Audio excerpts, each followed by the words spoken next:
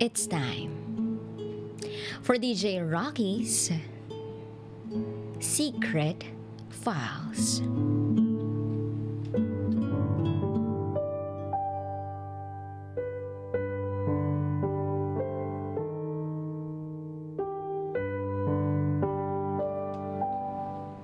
Ayaw sa akin ng daddy ng boyfriend ko. I just wanna share the secret file to your listeners. Kasi nai-inspire ako sa mga naririnig kong storya sa programa mo.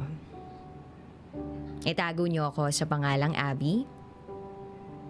At ito ang aking secret file. 20 years old ako noong nagkaroon ako ng baby. Pero luckily, nakagraduate naman ako ng college. Yung baby ko, nabuo siya in one attempt. After kong ibigay yung virginity ko sa daddy niya, that was the time na nabuntis din ako agad. That time, hindi ko pa alam ang consequence ng curiosity ko. Mahal ko naman yung daddy niya at ang alam ko, mahal niya din ako. At yun lang ang laman ng isip ko. But unfortunately, yun na pala yung biggest heartbreak ko. We tried to revive the relationship between us, pero hindi nag-work. Kasi nga, babaero yung daddy ng baby ko. Itago natin siya sa pangalang Jay. Ayaw din ng family ko sa kanya kasi hindi niya kayang panindigan yung baby ko. Noong time na nagbubuntis ako hanggang sa makapanganak ako, merong willing magpakadaddy sa baby ko. But I refused. Wala na akong feelings na kayang ibigay sa ibang tao kasi pakiramdam ko naubos na kay Jay.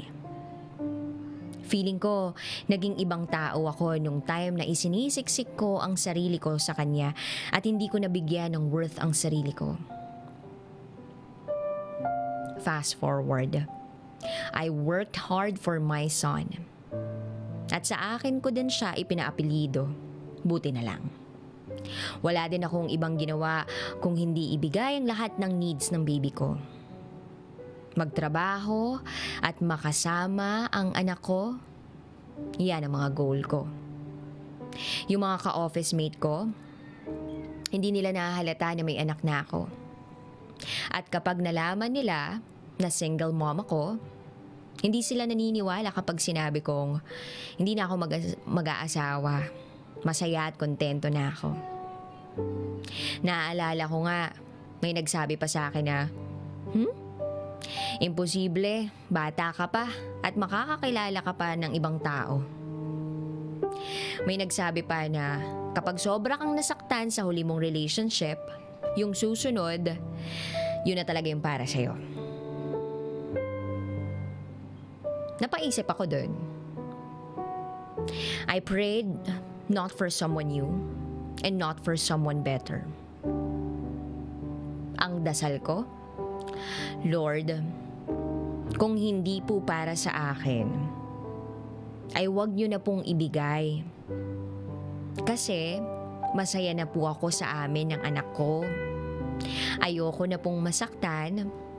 At kung meron man po kayong ibibigay, sana siya na talaga. Naisip ko that time, ayokong dumating yung puntong hindi matatanggap ng makikilala ko o noong pamilya noong makikilala ko ang baby ko. Kaya ayokong itry kasi ako na lang yung meron siya. At ayoko din na mahati pa ang atensyon ko sa iba. So gusto ko, kapag meron akong makilalang tao, tanggap ako ng buo at kasama dun sa pagtanggap na yun, ang anak ko. 3 years, hindi ako nag-boyfriend. Until one day, nagsuggest ng isang dating app yung tita ko. And then, sabi ko, hindi ako maghahanap ha. Pero, biglang may dumating. Noong time na nabore ako sa office, tinry kong i-open yung app. At may nag-message.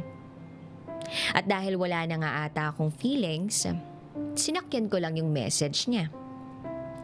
That guy is 3 years younger than me. Inisip ko napakabata at wala akong planong magkaroon ng something between us. Pero iba din talaga ang tadhana. Lagi siya nagbibigay sa akin ng oras at kahit mahirap ang signal dahil taga-probinsya siya, gumagawa siya ng paraan para makakausap ako. Hiningi niya yung number ko. Itago natin siya sa pangalang Mike. At nung time na yon, kakagraduate niya lang at nagre-review siya for his board exam. Ayokong i-take yun ng serious until one day, we decided to meet up. Pero, takot ako sa ganun eh. Kaya pinag-effort ko siyang sumakay ng PNR for the very first time. Para siya yung pumunta sa amin at hindi ako yung pupunta sa kanya. Pumayag siya. At dahil bata pa, hiningi pa ng mami niya yung address namin para malaman na safe siya. At nag-meet na nga kami. Habang ako ay ilang na ilang, siya naman para bang feeling close agad. Although kapag magkausap kami, ganun din siya. Noong nag-meet kami, nagpaalam siya sa akin na liligawan daw niya ako. FYI, sinabihan ko siya at first na hindi ako nagpapaligaw. Bawal talaga at inamin ko rin na may baby na ako. Sinabi ko sa kanya na ayoko na ng failed relationship. So kung gusto niya, ay ligawan niya ang family ko. At pumayag naman siya. By that time na pauwi na siya, hinawakan niya yung kamay ko. At hindi niya ito binitawan. Awkward talaga, hindi ako sanay. At hindi naman kami. Pero alam ko sa sarili ko na okay naman siya. Habang naglalakad kami sa mall, ay nahuli kami nung isa kong tita na masungit.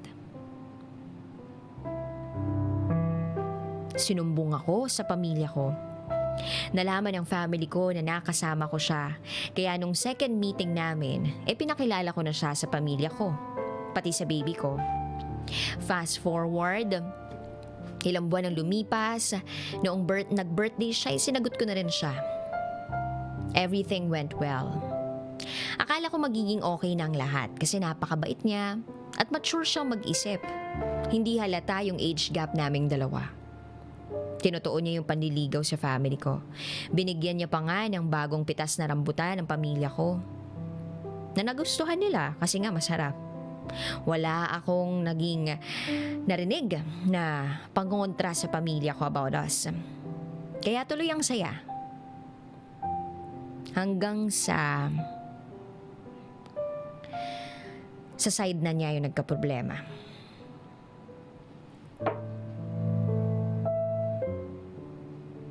Two months na kami, nung habang magka-video call kami, binati ko yung mommy niya kasi birthday nun.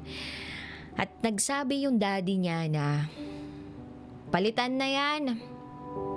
Alam mo yung ang saya-saya mo, sabi biglang may nagsabi ng ganun. Every time na magkausap kami, bago ko siya sagutin ay tinatanong ko siya kung okay lang ba sa daddy at mommy niya na may anak na ako. Ang sabi naman niya sa akin, oo. Kasi same scenario ang nangyari sa amin ng mommy niya. May anak sa pagkadalaga ang mommy niya bago sila nagkakilala ng daddy niya. Kaya panatag ako na maiintindihan nila ako pero nagkamali ako. In-explain ni Mike sa akin na ayaw lang daw talaga ng daddy niya na masaktan siya. Na baka bumalik yung daddy ng baby ko at maiwan siya.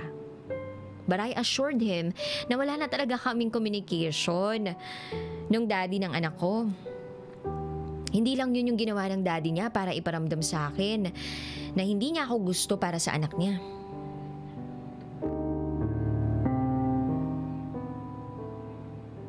Pumasa si Mike sa board at masaya kami sa success niya. Pero hindi naman pagtuturo ang goal niya. Balak niyang pumasok sa military. Pero dahil sa kahirapan sa buhay, habang nagtatry siyang makapasok sa military, nag-part-time siya. Nagtry siyang mag-service crew sa isang fast food chain at sinubukan niya ding maging sales clerk sa mall. Ang sabi niya kahit board passer siya at graduate siya, gusto niyang itry yung ibang trabaho. At hindi naman niya gagawing permanent job dahil magsusundalo nga siya. Ako naman, suporta lang sa kanya. Same pa rin ang senaryo, nag-e-effort siya na magkita kami every weekends. Not knowing na nadadagdagan na pala yung kaso ko sa daddy niya. Naka-receive na naman ako ng masasakit na salita sa daddy niya through text. At parang sinasabi nito sa akin na nawalan daw ng pangarap yung anak niya. Nawala daw yung pangarap nung anak niya na pagsusundalo. Para daw gustong talikuran ng anak niya yung pagsusundalo. Ano daw ginawa ko sa anak niya? Umiyak lang ako na umiyak. Kasi hindi ko naman siya tinuturuan sa desisyon niya. Taga-suporta lang ako. Pero ako na yung lumalabas na masama. From the very start na maging kami, habang naghihintay ng results sa military, pinagbawalan akong malink sa FB account niya kasi makikita daw na may anak ako at baka hindi daw makapasok yung anak niya. Naisip ko ganun ba yun? Pero dahil para sa kanya, para sa boyfriend ko, kahit parang patago na kami, go lang. Bawal kasing pumasok ng may anak sa AFP kaya dapat hindi kasal, walang anak.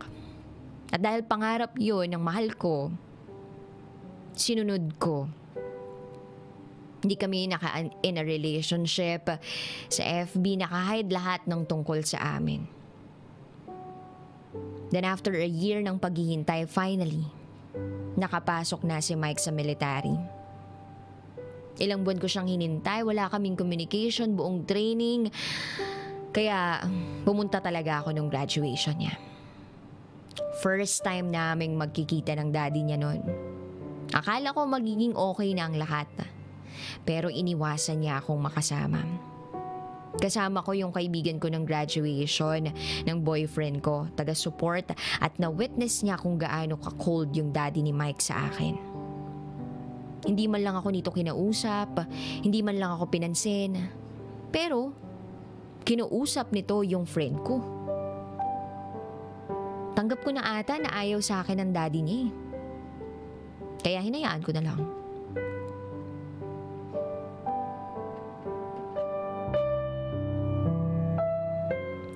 Then, dumating ang birthday ko. Lumabas si Mike. Siyempre noong mismong birthday ko, pumunta siya sa amin kahit kalalabas niya lang. Then I receive a text message from his dad again. Na ang dami daw dapat asikasuhin ni Mike pero iniwan niya para lang sa akin.